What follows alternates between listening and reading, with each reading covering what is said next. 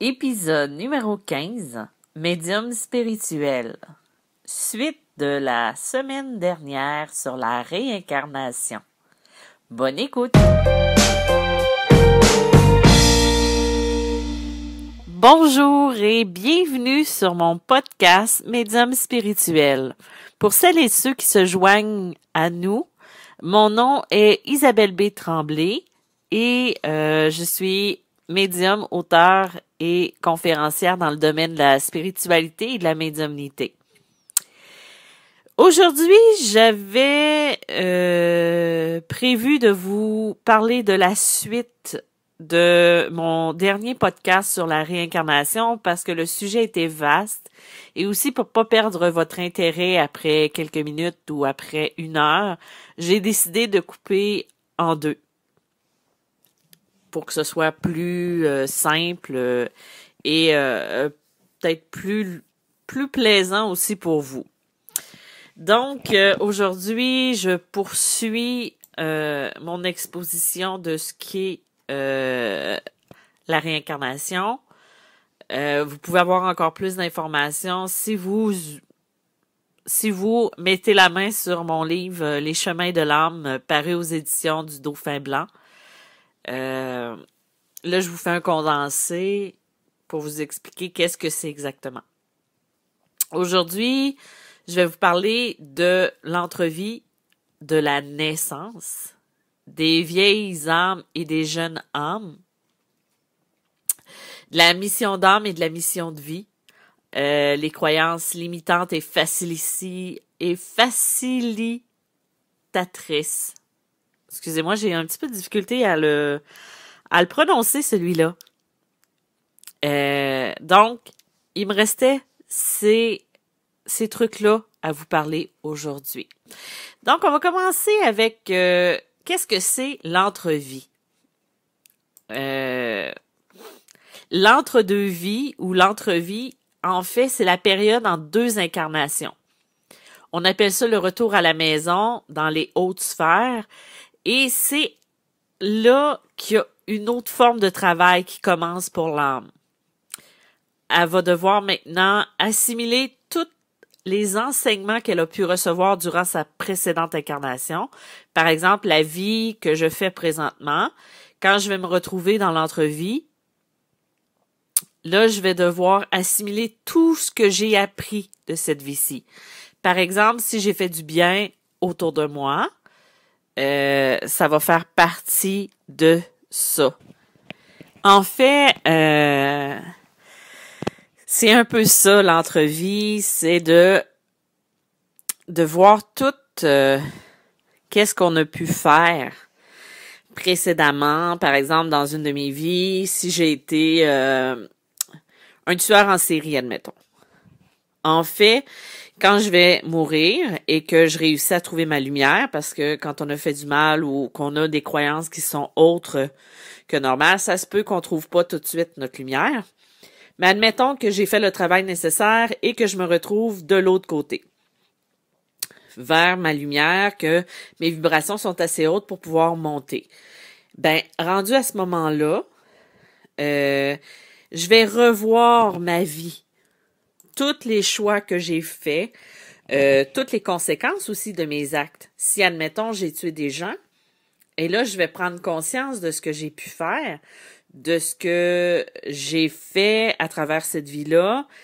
Je vais aussi apprendre de ces souffrances que j'ai données, que j'ai fait subir aux autres. C'est un peu ça. Mais aussi, l'entrevie, ça va être aussi la possibilité, quand ce travail-là est fait, de faire un plan de match pour la prochaine incarnation, quand on va être prêt.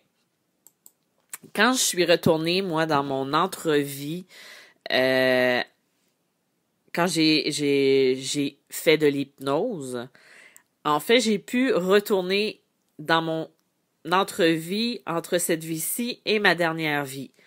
Par exemple, je n'ai pas été un tueur en série dans une de mes vies précédentes. En tout cas, ça m'a pas été encore révélé si c'est le cas.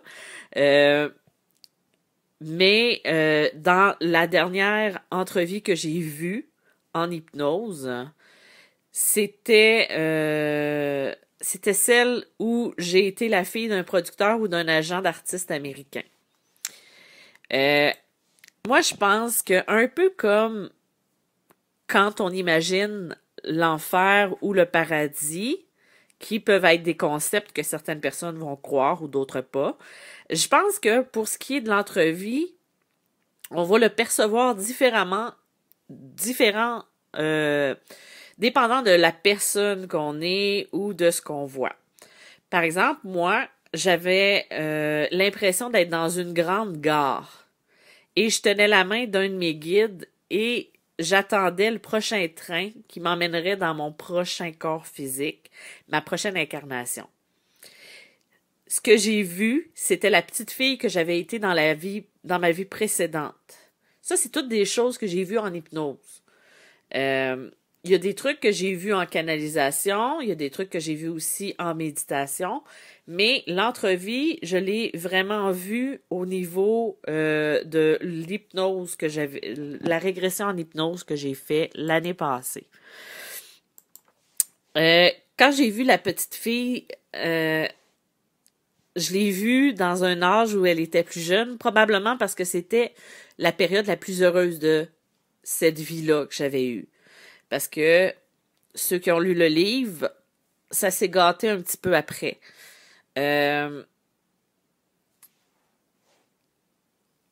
J'étais capable de voir l'errance qu'elle avait face au monde dans lequel elle avait évolué.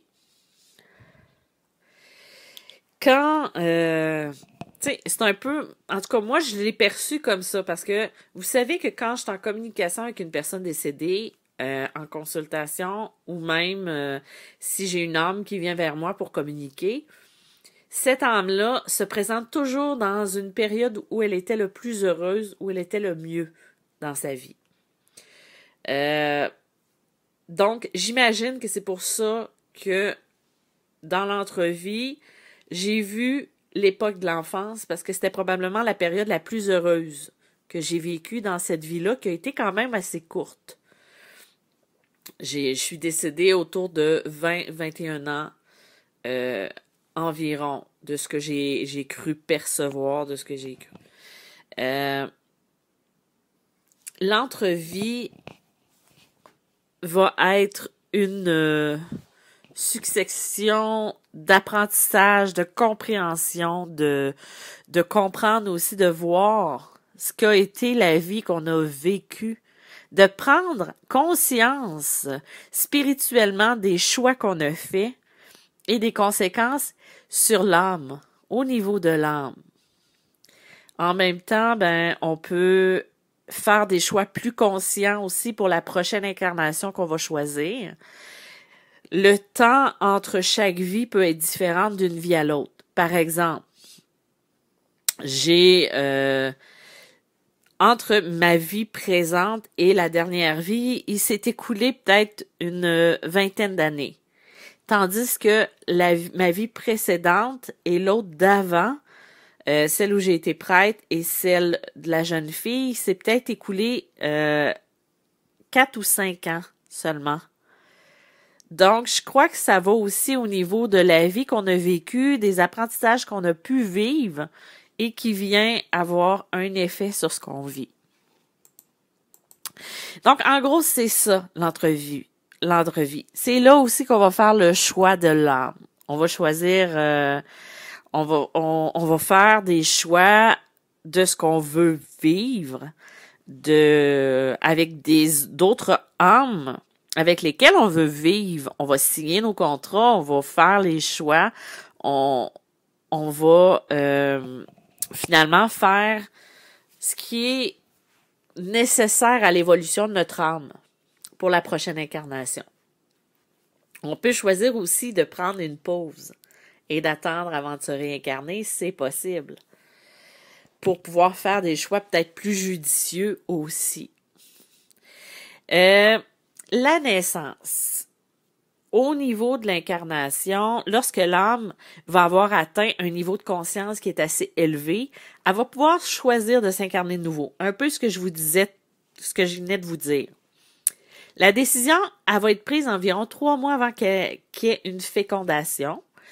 J'ai pas besoin de vous faire un dessin sur comment on procède via la fécondation. Et peu importe le type de parent qui va être choisi, ça peut être l'insémination, ça peut être voyons le moment normal pour faire un enfant, la façon pas normale, mais la façon plus régulière pour faire un enfant. L'âme ne va pas faire ce choix toute seule. Elle va être conseillée par ses guides. Finalement, notre âme, nous, on va être conseillés par nos guides, mais aussi en ayant une connaissance de cause.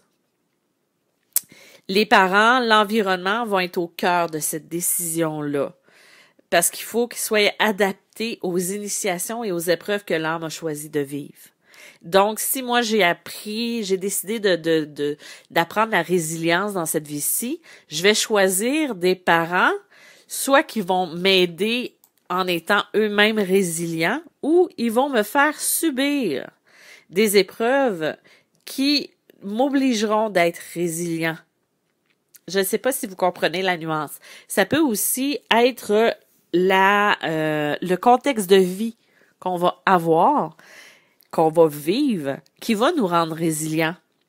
C'est tous des trucs comme ça. Ou si, mettons, j'ai une blessure d'abandon, je vais choisir des parents, un père ou une mère qui va me rejeter pour pouvoir aller guérir cet abandon-là. Et le travail va se faire à ce niveau-là. Vous savez, il y a différents types d'âmes. J'en ai pas fait j'ai pas fait la liste de toutes ces âmes-là, mais il y a la vieille âme et la jeune âme. Je vais être franche, je savais beaucoup sur la vieille âme, et quand on regarde les autres et ce qu'ils disent, souvent, beaucoup de personnes se retrouvent dans la vieille âme et très peu dans la jeune âme. Et en faisant ce travail-là, j'ai reconnu dans mon entourage des personnes qui étaient des jeunes âmes, qui est assez différente de la vieille âme. Les jeunes âmes vont avoir une tendance à être plus téméraires et plus aventureuses que les vieilles âmes. Elles vont être plus impulsives. Tu sais, lorsque nous avons dans notre entourage des gens qui essaient beaucoup de choses ou d'activités qui sont potentiellement dangereuses, sans nécessairement réfléchir à ce qu'elles vont faire, ni aux conséquences que ça peut découler, mais en fait, ça va être souvent une jeune âme qui va faire ça. Par exemple, une autre jeune âme, c'est le « je me moi ». Souvent, la personne va penser à elle, ses problèmes sont énormes. Elle va avoir confiance, pas confiance, mais elle s'occupera plus ou moins des problèmes des autres. Elle aura pas la même oreille attentive qu'une vieille âme, parce qu'elle aura pas le même vécu non plus. Tandis qu'une vieille âme, elle va devenir souvent une personne ressource dans son entourage. Que ce soit pour les confidences, mais aussi beaucoup pour le soutien qu'elle va apporter aux gens qui sont près d'elle. Sa façon différente de voir la vie va faire du bien aux personnes qui vont la côtoyer. Tu sais, peu importe son âge, c'est comme si elle avait une maturité qui est plus grande que chez la majorité des gens. C'est aussi une des caractéristiques, excusez-moi, premières. Par exemple, on a tous été, une fois dans notre vie, face à un enfant on aurait pu l'appeler un vieux sage. C'est comme si tout ce qu'ils disent est inspiré d'ailleurs. Mais en même temps, cet enfant-là est un peu rebelle. Tu sais, cet enfant-là va toujours faire le contraire de ce qu'on va lui dire, parce que dans sa mentalité, dans sa réalité à elle, c'est d'autres choses qu'elle doit faire.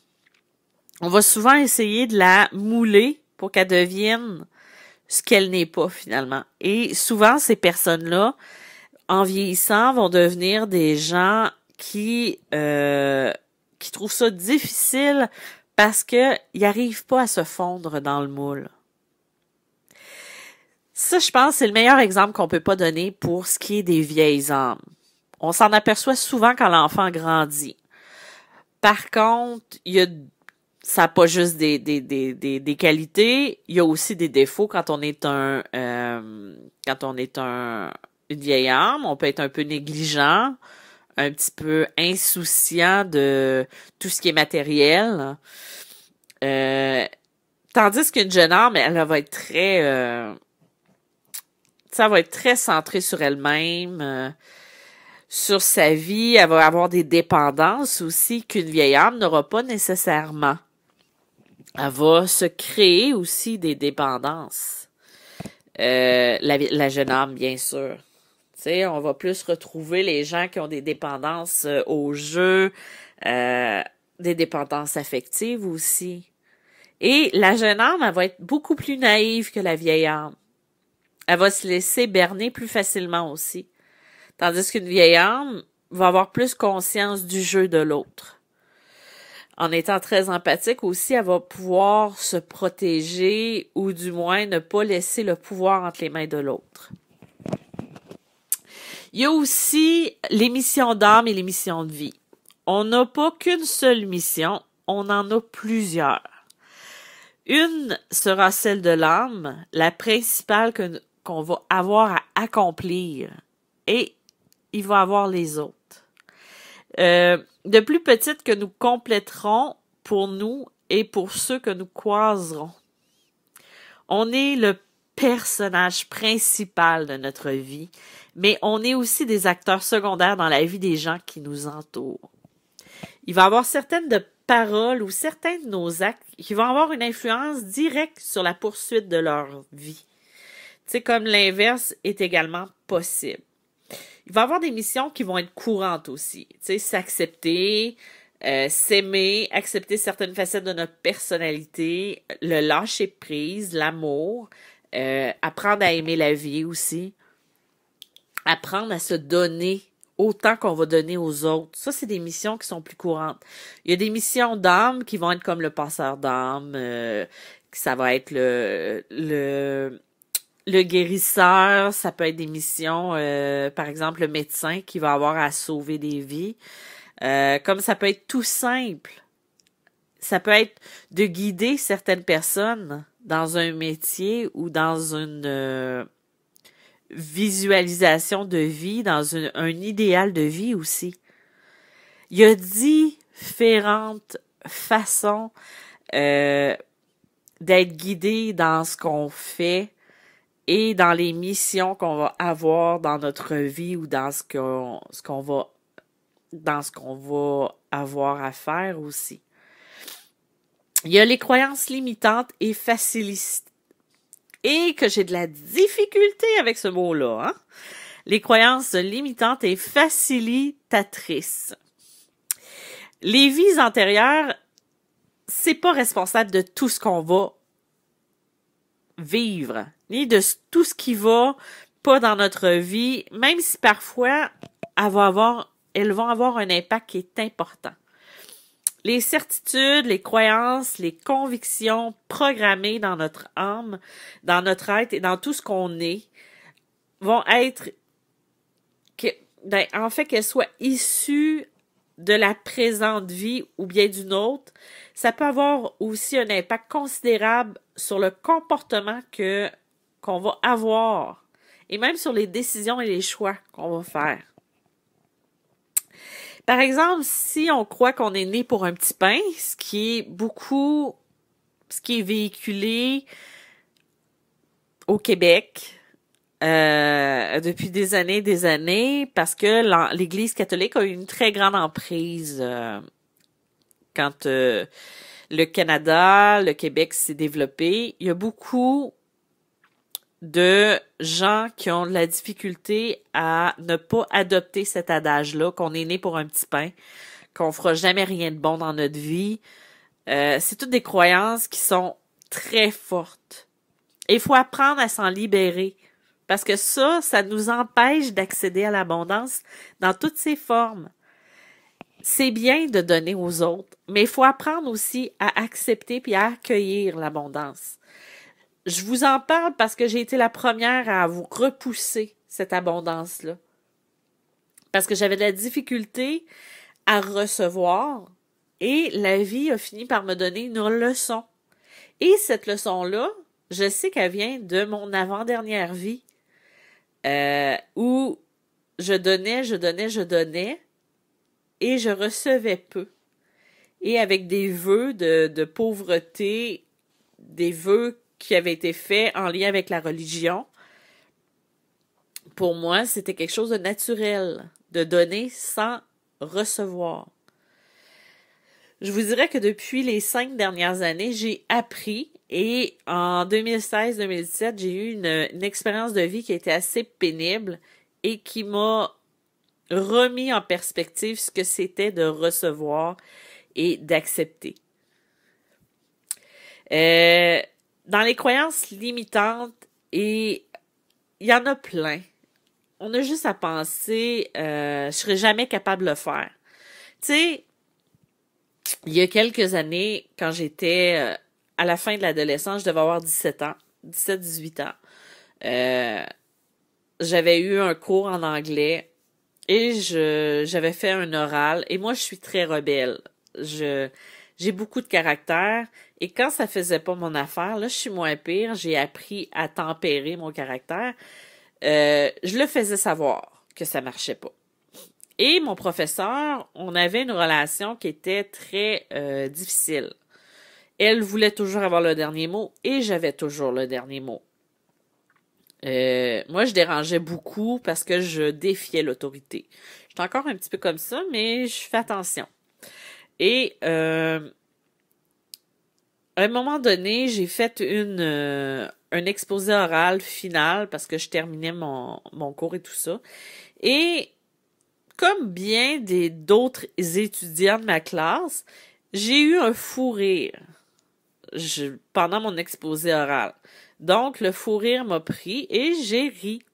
Ce qui est normal et ce qui était pour moi, tu sais, les autres le font, moi je le fais. Pour moi, c'était normal, même si j'aurais préféré ne pas rire. Mais je l'ai fait, donc, tu sais, j'ai pris ça en riant parce que je suis une personne qui a quand même beaucoup d'autodérision. Donc, pour tout ça pour en revenir, quand, à la fin, le professeur m'a gardé, non, c'est pas vrai, je me reprends. Donc, le professeur m'a dit d'arrêter de rire et de continuer mon oral, de pas me laisser distraire, mais assez sèchement et sur le ton qu'elle avait l'habitude de prendre avec moi parce que justement, on s'entendait pas bien. Donc, j'ai crié mon oral jusqu'à la fin. C'était pas très mature de ma part, je l'avoue, mais ça m'a fait du bien de me défouler en ce sens. Donc, à la fin, elle m'a gardée en privé et elle m'a dit qu'elle m'avait donné la note de passage parce qu'elle ne voulait plus me revoir dans sa classe.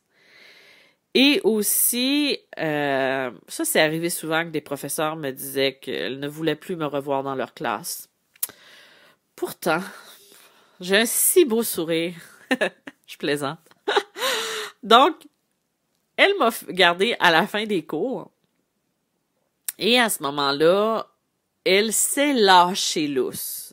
Ça, c'est une expression pour dire qu'elle s'est laissée aller à me dire tout ce qu'un professeur ne doit pas dire à une étudiante. Ou du moins pour ne pas casser sa confiance en soi. Moi, j'ai jamais eu une très grande confiance en moi, mais ce que je faisais, c'était je passais ça avec des blagues, je faisais le clown, je m'amusais, je faisais la fille que ça touche pas à ce moment-là de ma vie. Donc, elle s'est mise à me déblatérer un discours et elle m'a dit que je ferais jamais rien de bon de ma vie, entre autres. Cette phrase-là, je m'en rappelle et je m'en rappellerai pour le restant de mes jours. Parce que cette phrase-là, je l'ai adoptée. Parce qu'elle m'a dit à ce moment-là que je ferai jamais rien de bon dans ma vie et que j'allais passer ma vie à être sur le chômage. Et au lieu de laisser cette phrase-là couler sur moi et ne pas l'attraper comme une croyance, moi je l'ai attrapée comme une croyance. Parce que j'avais de la difficulté à l'école. Non pas parce que j'étais pas bonne, parce que j'avais un déficit de l'attention et aussi parce que quand ça m'intéresse pas, moi ça m'intéresse pas. Je n'écoute pas, je faisais autre chose, j'écrivais. Et c'est pour ça que je suis allée dans une classe dont c'était un travail individuel parce qu'à ce moment-là, j'ai été capable d'avoir des scores. Parce que l'enseignement normal était pas pour moi. Parce que moi, il fallait que ça aille vite, il fallait que quand je comprends quelque chose, je le fais. Donc mes maths de secondaire 4, je les ai faites en 1 mois au lieu de les faire en le temps nécessaire parce que j'avais besoin, moi, que ça aille vite, de me relever des défis, de ne pas écouter un prof pendant 1 heure. Donc, c'est un peu ça. C'est un peu dérangeant aussi quand on est une personnalité qui est différente de la majorité des gens de sa classe, celle qui fait toujours un peu le contraire de ce qu'on doit faire. Mais je pense aussi que c'est une des caractéristiques qui est forte pour les enfants qui sont indigos. Donc, ce professeur-là m'a dit ça. Puis ça, c'est une croyance que j'ai adoptée, malgré moi. Et il n'aurait pas fallu que je le fasse parce que c'était ses croyances à elle. C'était sa conviction à elle. Et elle me l'a transmis. Et moi, même si on veut pas, ça reste toujours dans notre tête.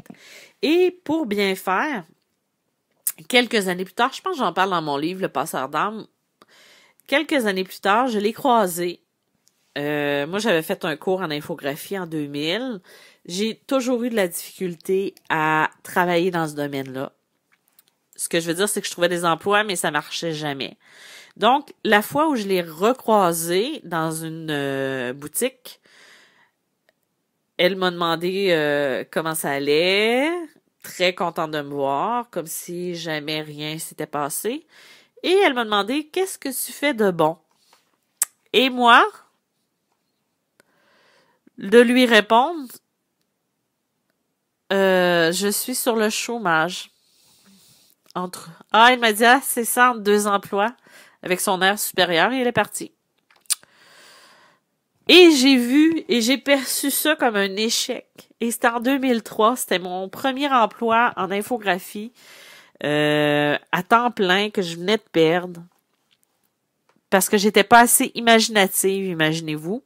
Maintenant, j'écris des livres. C'est pour dire, hein?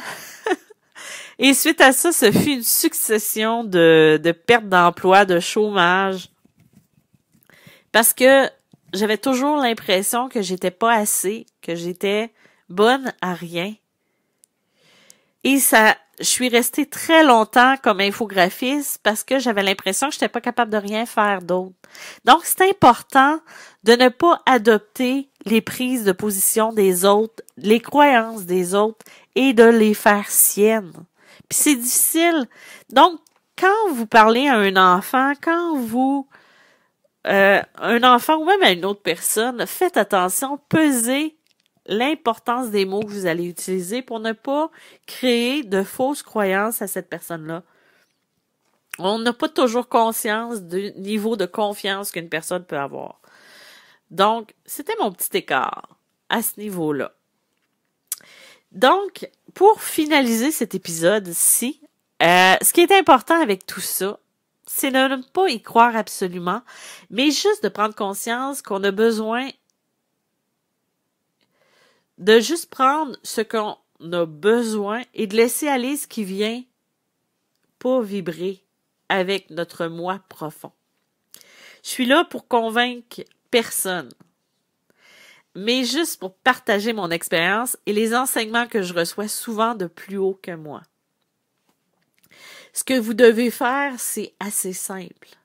Il suffit de vous choisir et d'être en accord avec vous. d'être en accord avec votre moi profond. J'aurai jamais de certitude face à tout ce que j'ai vécu, mais j'ai au moins les ressentis et les émotions qui sont pour moi une vraie confirmation. On a besoin de faire chacun notre propre chemin. Et c'est ça qui est important, tout simplement. Donc, voilà pour ma deuxième partie sur la réincarnation. Je veux vous remercier d'être là, encore et toujours, d'être présent. Malgré la situation qu'on vit en ce moment, je continue mes activités, mais à distance, mes consultations, mes messages aussi. Je fais ce que je peux. J'ai une conférence le 3 mai prochain en ligne. Faut télécharger l'application Zoom qui va être sur la protection, le taux vibratoire. Pour les gens, ça va avoir lieu à 13h, heure du Québec, ou 19h, heure de la France et de l'Europe. Donc, voilà. Il y a toujours mes livres qui sont disponibles sur chez votre libraire préféré en Europe ou au Canada. Si vous avez envie de m'écrire, ben faites-le. Moi, ça me fait toujours plaisir. Je continue de faire des lives sur mon groupe Facebook de temps en temps. Là, je suis en train de penser à des nouveaux projets pour parce que j'ai beaucoup de demandes pour de l'accompagnement et tout ça. Donc, je vais regarder si je peux faire des petits groupes en ligne. Et tout ça, je vous reviens avec tout ça dès que possible. Donc, je vous souhaite une belle journée. Courage, lâchez pas. Et on se reparle la semaine prochaine. Merci. Au revoir.